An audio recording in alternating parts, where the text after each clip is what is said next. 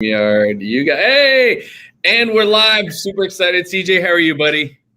I'm well, man. How are you, Rev? It's so great to see you again. Thanks for this opportunity to chat with you. I feel like every moment I can get with you is like the most important thing that I could be doing. Amen. I guess you don't have family.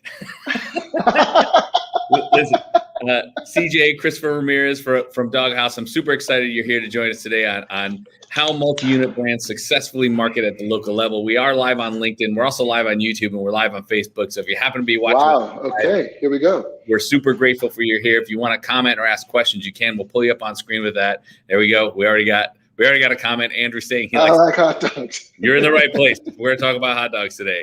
And if you're watching this on the record afterwards, you can still comment. We'd love to hear from you. So, CJ, for those people that don't know what Dog Haus is, can you tell them what Dog Haus is?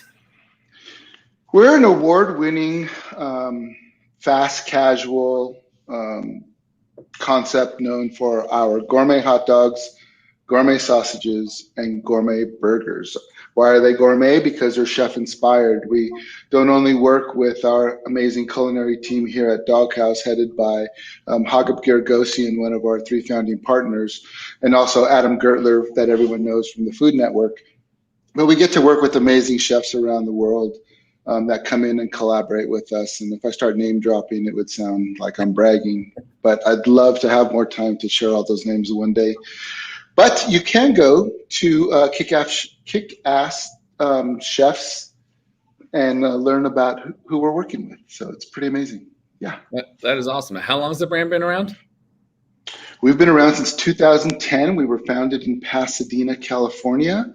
It's pretty amazing that we're one of the local brands here that has helped to make Pasadena as famous as it is. And we have 50 locations now. We're across the nation. The majority of our brands are in California. About 52% of our locations are in California, but we're soon to have 5 on the eastern coastline. We currently have 3, so we're growing pretty quickly. Let's get you in New York City or North Jersey. Yeah. More dogs. We're upstate right now. We're upstate right now in Clifton Park. Yeah. All right, God bless. Well, I got to get in the car. All right, well, listen, we got a half hour to talk here. We've already burned 2.5 minutes of it. Please tell us, CJ, you're an international man of mystery and hot dogs. How do you successfully market at the local level? Well, I think it goes back to where we started. We started in Pasadena. Pasadena is a family community. Most people might know us for the famous football game. They might know us for the famous stadium. They might know us for the famous parade on New Year's Day. All of that has been really created out of the desire to work, with family, supporting family, and just kind of the community. Pasadena has a lot of great things that I can talk about. One of the things is probably unknown is that we have a lot of nonprofits. And so we grow up with service in mind, everyone who grows up here in Pasadena. And therefore, the community is super, super important. So why wouldn't it be for a restaurant, right? Our first 2 locations are in Pasadena. One is near the Pasadena City College, and the other one is here in the heart of downtown, which is called Old Town Pasadena. And so it's really about getting into your community, being a vital member of it. Wherever you can lend a hand, you get involved. And so for us, it just started with sponsorships in the early days, right? Getting out there, supporting the local schools, public, private, any kind of opportunity that was in sporting events, and just saturating yourself within the community. Fast forward to where we are today, post-COVID, technology has definitely made a big part of that. So we would begin with segmentation, right? Segmenting not only the neighborhoods that you're servicing, but also then the preferences of your individual customers, and then remarketing them by sharing what you're doing for them and the things that are in line with their preferences. And so we use SMS, email. We even use TV, radio, and outdoor now. Believe it or not, it's crazy, right? Before it was part of mass, and you wouldn't want to use them because they were you'd have to buy a gazillion billboards and pay a lot of money to be able to be in the outdoor space or the mass space. But in LA, our brand is really preferred by a lot of the people that probably pass through Pasadena and talk about us. So we've got great word of mouth, and we're invited on local TV all the time. And then, of course, in the world, as we know, for outdoor or mass, there are a lot of remnants out there. And so people come to us and say, hey, look, there's this weird opportunity for 3 weeks. Are you willing to do something? And we're like, sure. 6 weeks, sure. So we've just hustled, and we've kept our ear to the ground, and we've reacted. We've been able to pretty much say yes to almost everything that comes our way over the 10 years. Let's talk about, you just literally gave like the entire playbook in like 2 minutes. Like, hey, do this. Let's break it down a little bit. Let's talk about the whole community. Sure. And I think that's incredible. That's amazing, right? Like, if you are a part of the community, those people love you, and that is location-based marketing at its finest. But how, from a location level, a location perspective, do you like empower GMs to make those decisions? Oh, great question. Things are like, how do you make that happen? So you make it happen by choosing the right partners, right? So Dog Haus is a franchisor at the end of the day. We own one corporate location, and the rest are franchisee owned and operated. So first, you make the right choice by bringing someone onto your team that's passionate about your brand. One of the things that we've been able to benefit from since day one of franchising, which is 2012, is when we started hitting the streets, is by people recognizing that we do things completely different than at that time, traditional franchisors. And so they were looking for something that was a little bit different. So it was all about a good fit in the beginning. And then, of course, after you establish that good fit, you've got that business partner, if you will. The next thing is then the training, right? I mean, it's their GM, it's their AGM, it's their shift lead. It goes all the way down through that entire process. So for us, it begins there after we have the business partner, and then it's the tools you use to educate them. It's hands-on. It's working shoulder to shoulder. It's staying in frequent communication with those individuals to make sure that they're up on the latest and greatest. We do that through conference calls. Operations is talking to our system once a month. Marketing is talking to our system once a month, 2 weeks after that. So every 2 weeks, we're on a national conference call. We use technology for gamification. I think when you and I were in Dallas, I was talking to you about One Huddle and what they've got going on there. That is an amazing tool. It gamified the transfer of knowledge process where, I'm an older guy, and our franchisees tend to be older guys, but guys and gals.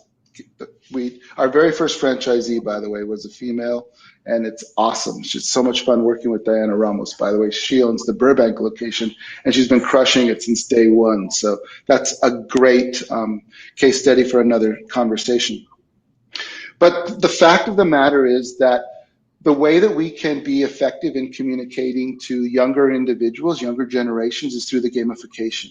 And we're super stoked. Just this Monday, we announced internally and announced it Tuesday on our national call that all of our gamification is now going to be bilingual. So we're in English and Spanish now. So it's a tool that lets us reach, obviously, from the GM all the way through to back of house. And now that it's in 2 languages, we're really ensuring that people get our mission, if you will, right? Which is to serve the community amazing food on a regular basis. That's awesome. All right. So if a franchisee is somebody's coming in and wants to become a franchisee, yep, it's kind of ingrained in the system. Hey, we're community-based. If you're not a community-based person and you don't want to run a community-based organization, this isn't the right opportunity for you, right? 100%. So it's all about the mindset that they enter in as, right? It's part of the brand. It's full disclosure from the beginning. One of the things we've always said, 2012, 2013, probably even louder, was all cards on the table. Here's what we get.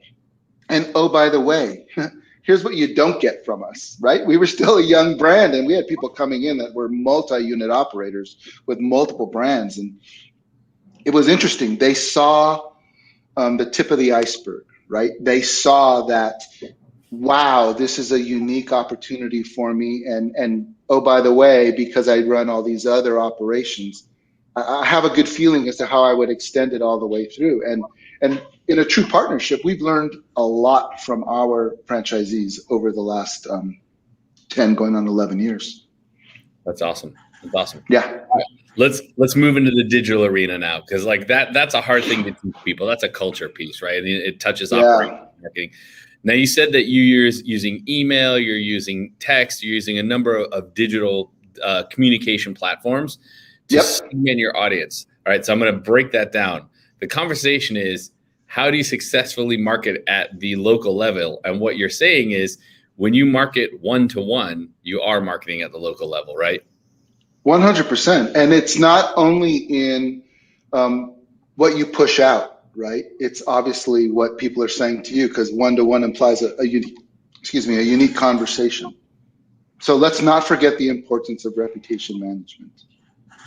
Hey, Rev, did you know that Dog Haus was recognized as one of the top 10 reputation management companies or brands for those under 50 locations? That is awesome. I don't know where those kind of awards came from, but that is awesome. That came from a chat meter.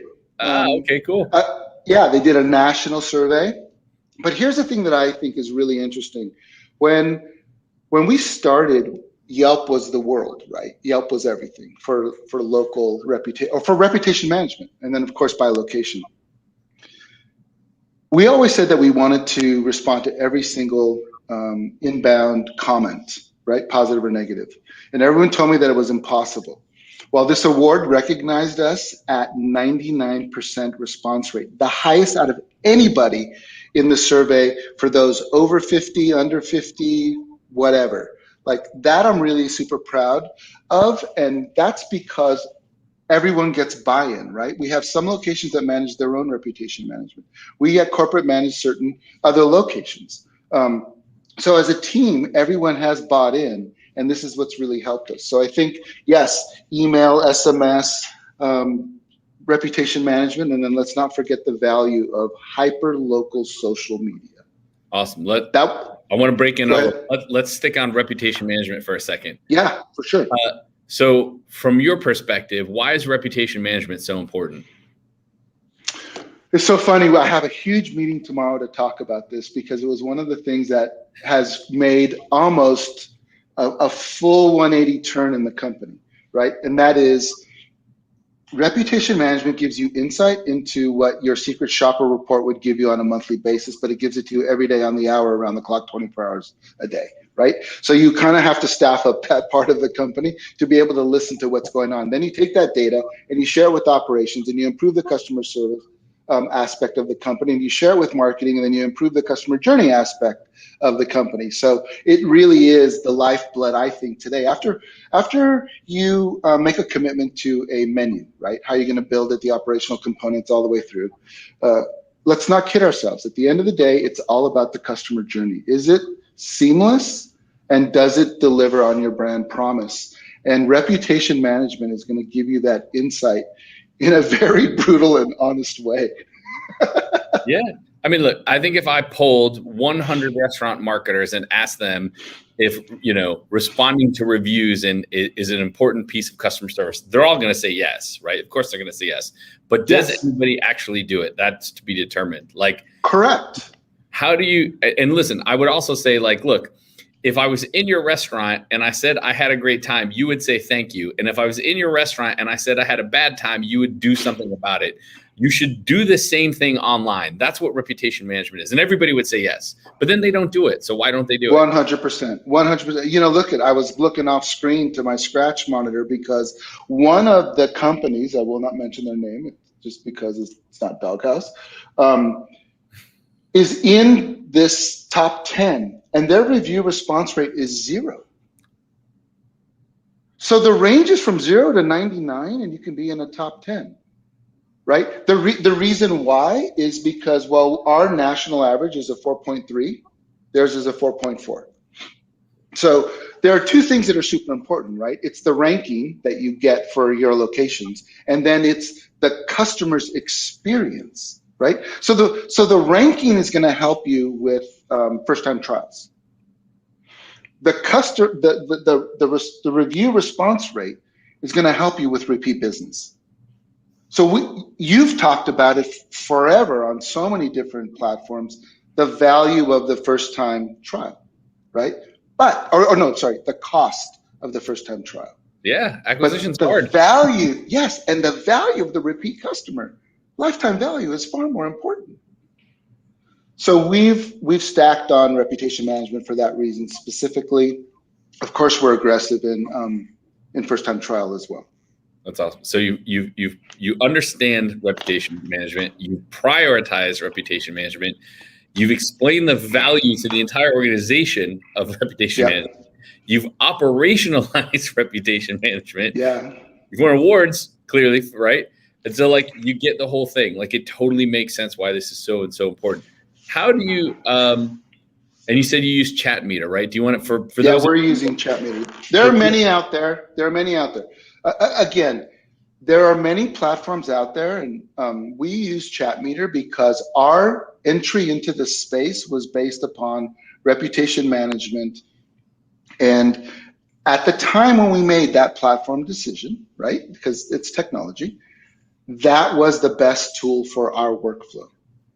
Totally happy with it. I'm not saying I'm not. I'm just saying, like, every company needs to go out there and review what's going to be right for them. There's Meltwater, there's Soshi, and there are many more, right? And you know many. I mean, you could rattle them all off in the hierarchy of the way you prefer them. Again, for us, we're using Chat Meter at Dog Haus.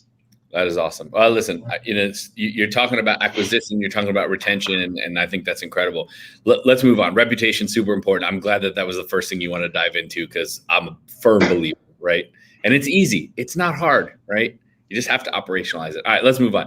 All right, so you said that you are also doing you're doing a lot of email and texting, right? You're doing communication and segmentation. Talk to me about segmentation, how you guys do that, and how, a look into your segmentation. Yeah, again, true to our nature, everything, all cards on the table. We're new to segmentation. Now, let me tell you why we're new to segmentation. We're actually super lucky that we have what I believe to be the most amazing customers, which I prefer, and we now system-wide call fans. Okay, so we have people who truly believe in what we do and are become guard dogs or watchdogs for us because they'll let us know when someone's kind of knocked us off in a local area. They're like, hey, this kind of looks like a doghouse thing. And it's like, it's our own secret shopper, troop out there. It's pretty amazing. So we're late to the game of segmentation. However, we've always understood it. And I think our first segmentation was local area marketing, right? Like understanding how in a concentrated area here in Los Angeles, we've got Burbank, we've got North Hollywood, we've got locations that are so close to each other, Canoga Park, Thousand Oaks. Each one of those communities is uniquely different. One might show up with a print ad to claim an offer. The other one might show up with their mobile device. Right? So you have to understand segmentation by technology and preferences, but then you have to drill down even deeper into what part of the menu do they like. So we've done it the old-fashioned way. We've pulled the data from the POS. We've downloaded, created Excel sheets. We understand what's going on. We use our online ordering environment. We're with Olo. They provide some amazing data in there for us. We cross-segment that or reference that to our POS data that's, pulling out the daily reports and stuff. So it's been a very tedious process, which has sparked. I was in your ear for that entire conference, right? Like, what do you recommend for segmentation? What tools do I use? And you made a recommendation. You made a recommendation to Bicky, and I've been in great conversations with Bicky. I mean, they're so awesome, and we've been talking to them for years, and it's great to see that they're still in this space. And so we're advancing with them, and we're learning more about our POS, what they can provide in segmentation. I think, again, that's another personal preference. Wherever you are as a brand in your own evolution, will lead you to specific tools, right? Because there are super powerful tools that are super also very expensive. And then there are those that help you get your toe into the water, and then you can decide what works best for you. So for us, old-fashioned Excel. Oh, God bless.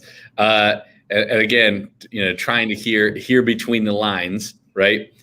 It sounds to me like you have a deep understanding of your customer's journey, and you're trying to manage all of the touch points that match in the customer's journey at the time they're having whatever touch point, right? Absolutely. That is essential. I mean, I think that we can do a better job at understanding our customer journey, but I believe everybody can, right? I mean, yesterday, I think it was announced in RB Daily, the podcast, that Chipotle won like the best customer journey app for online ordering. And I was like, maybe I need to order a burrito and see what that's like, right?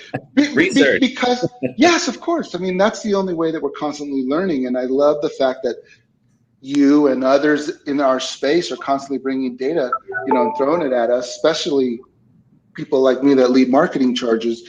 It's a great way for us to stay in touch with what's going on out there and to be influenced by it. I mean, I think when you copy something, you lose your authenticity and the connection to your own brand, but certainly there's nothing wrong with being influenced and motivated by other brands that are in your space or even out of your space. Awesome. All right. So what is another way that you manage the customer journey, or what other customer journey touch points are important to you?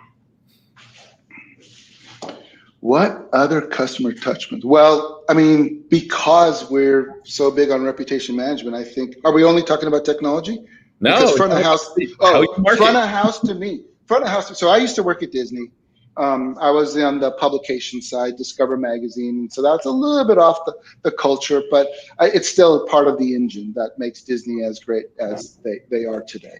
And so the person that's leading the charge here at Dog Haus for reputation management now, because we're focusing on customer service, has come from Disney and as part of the Disney U. So we're bringing that customer service of like the happiest place on the planet to be able to hit the very first person that you'll speak to at Dog Haus, which is our front of house, the cashier, or maybe a greeter. So I think that's a touch point that has been ignored. Why? Because COVID shut everything down, right? Because you've been working with a thin staff, because everyone's been cranky, because everyone is exhausted. So it's time to staff up. Yes, I know that there's a staffing problem. We're dealing with that, and we're trying to work around it. Certain states are more recovered than others. But when you create an environment that is post-COVID pleasant, I mean, you're already ahead of the game, right? I mean, come on, you've been in restaurants where you're like, man, am I still eating in like a closet, right? They still have tables stacked up. They still have plastic on stuff, but you're just like so eager to get out and eat out and try new foods, right? And support the community, right? Of course, we're always out there in support of one another. But when it's not a pleasant environment, you're like, why do I want to come back? Why weren't these people nice to me? We used to say this during COVID when we had to wear masks all the time. And in some areas we still do, just because we feel like that's the preference of the area. But that's smile through the mask, smile into the eyes. People got to see it. They got to hear it, the tone of your voice. So I think the most important place right now is going to be the actual physical experience, face-to-face experience, mask-to-mask experience, along with the technology, of course, 100%. That's awesome. Yeah, I often say that marketing in the restaurant business is a handshake with operations. You know what I mean? Yeah. Like 100%, super important. Well, remember, I was telling you that this is a longer story, and I know we're getting short on time, but about 18 months ago, we created a new department here at Dog Haus, and we called it Markerations. Right? Combination of marketing and operations, and merged it together because marketing was driving.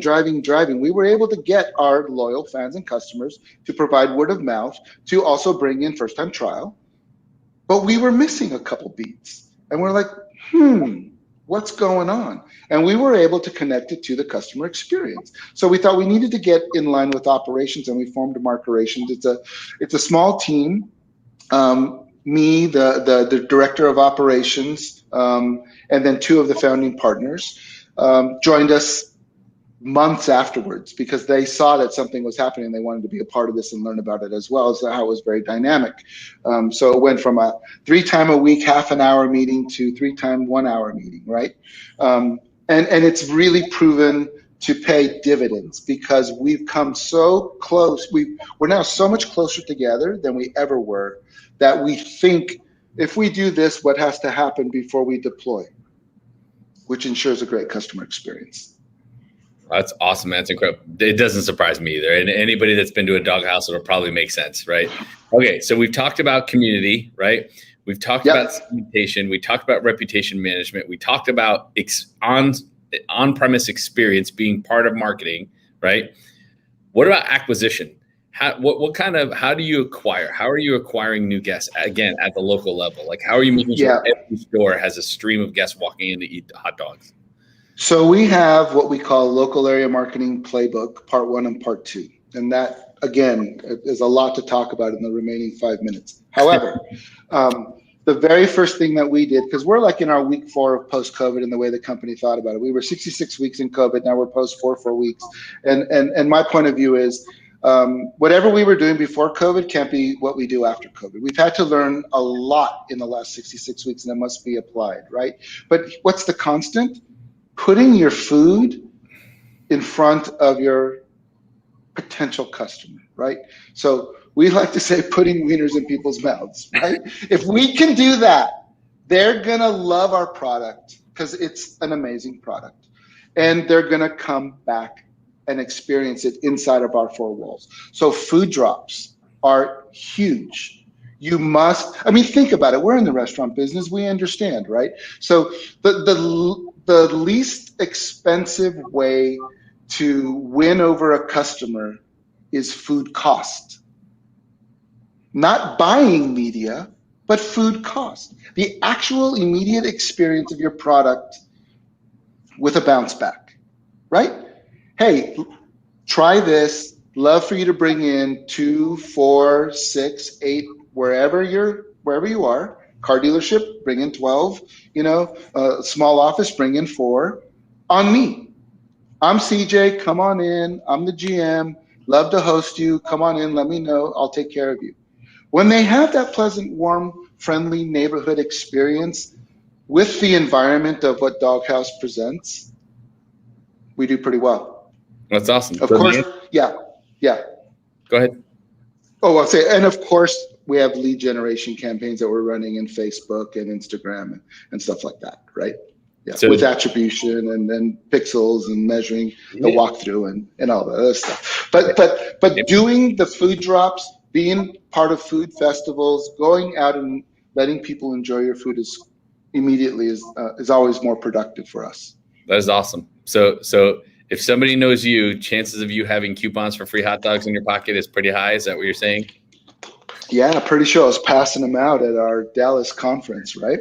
I have one on my desk. If I was at home, I'd be flashing it right now to prove your point. That is absolutely what you do. So. But listen, here's the testimonial, right? To remember Kirk Hermanson, our franchisee in Dallas, right? He has 2 locations, Richardson and Arlington. And he was by +1 at the conference because we were speaking at the conference. And he's like, everyone's super excited about Dog Haus. I think I'm going to bring in like 100 dogs. It was awesome. He called his location and they're like, we're pretty slammed on morning orders. How's about 50? And he's like, all right. So he was willing to go twice what we did. But that's the mentality of our franchisees, every single one of them. Only him call out because that was in the area that we were there together. But every single franchisee feels the same way. That is awesome. And it's true.